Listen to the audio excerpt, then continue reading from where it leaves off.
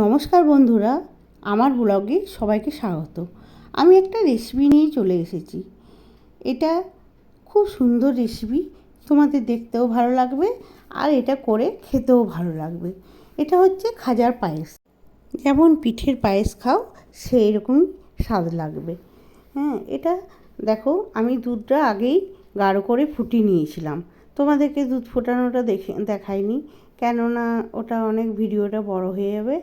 আর দেখো, দুধটার মধ্যে আমি খাজাগুলো ভেঙে ভেঙে দিয়ে দিচ্ছি। আর এই খাজাগুলো বেশিক্ষণ ফোটানো যাবে না, ওই জন্য আমি দুধটাকে প্রথমেই গাঢ় করে নিয়েছি। খাজাটি চালগুঁড়ি দিয়ে বানানো বলে এটা বেশিক্ষণ দুধে ফুটানো যাবে না। এটা দুধটাকে গাঢ় করেই ফেলতে হবে।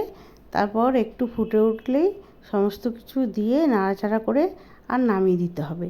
এটা পুরো দুধটাকে টেনে নেবে। তারপর যদি তোমাদের মনে হয় যে আরেকটু দুধ দেওয়া উচিত, তাহলে দিয়ে দেবে।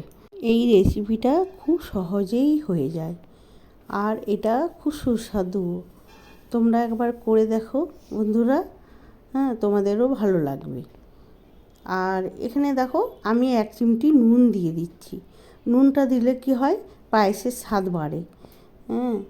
তো অনেকে না দিতেও পারো, আমি কিন্তু দিয়েছি। তারপর চিনি দিয়ে দিচ্ছি।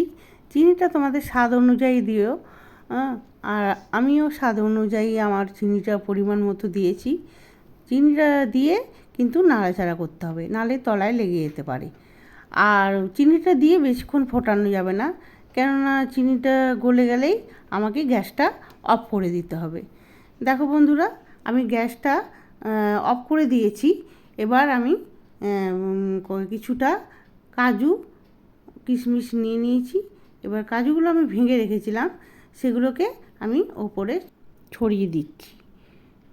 দেখো, তোমাদের যদি ভালো লাগে একটা লাইক, একটা শেয়ার করে দিও। আর তোমরা খুব ভালো থেকো বন্ধুরা। আমার রেসিপিটা এখানেই কমপ্লিট হয়ে গেল।